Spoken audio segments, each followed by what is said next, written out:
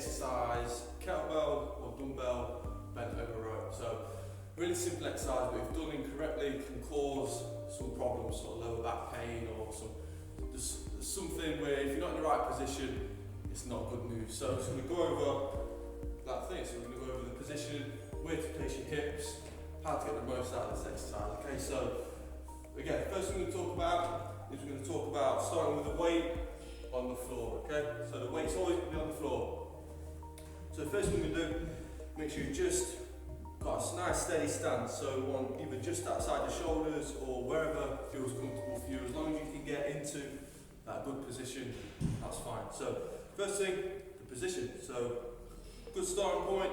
What we're going to do from here, we're going to shoot our hips back, just like the hip hinge, okay? So from here, if I go side on, this first bit, sort of in line with the kettlebell, nice strong stance, I'm going to shoot my hips back, okay? So now this back's all straight, my hamstrings are supporting, my glutes are helping. I'm then going to take my grip, my position hasn't changed, okay?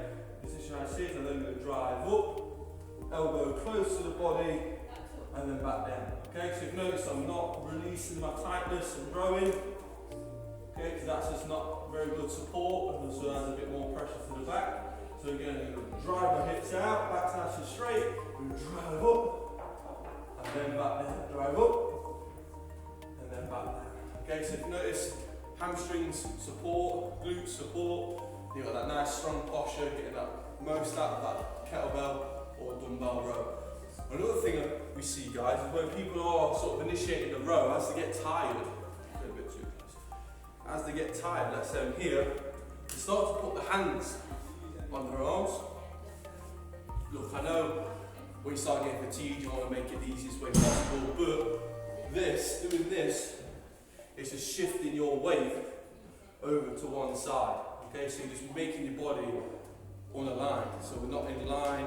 Things again, and that just increases our chances of getting injured during this exercise. So hands, I either go out, just so I know that I'm not going to get into the habit of putting weight onto the opposite leg, or I pop it down my back. Up to you guys, but as long as that other hand is out of the way, especially in a single arm row, that's exactly what we're looking for.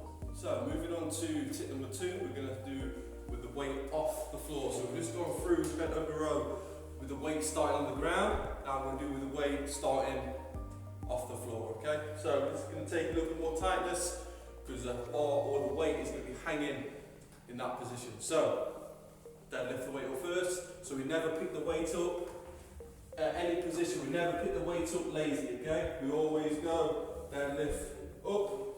So I'm standing up nice and tall, nice and strong. From this position, I'm then going to shoot my hips back, just like I would with a deadlift or a RDL. And from here, the weight's hanging, I'm going to drive up and back down. So the weight isn't touching the ground, but I've still got that strong posture, that strong position. Okay? So I'm keeping the weight off the floor, keeping that tension. I'm not letting my body collapse down, so I'm not letting it sort of be here. I'm not putting my hands on my legs to help. I'm not jerk motion. Okay, I'm controlling that weight, driving that elbow nice and close to the body, big squeeze, nice strong grip, and that is the most functional way to do a bent over row, either with the kettlebell or the dumbbell.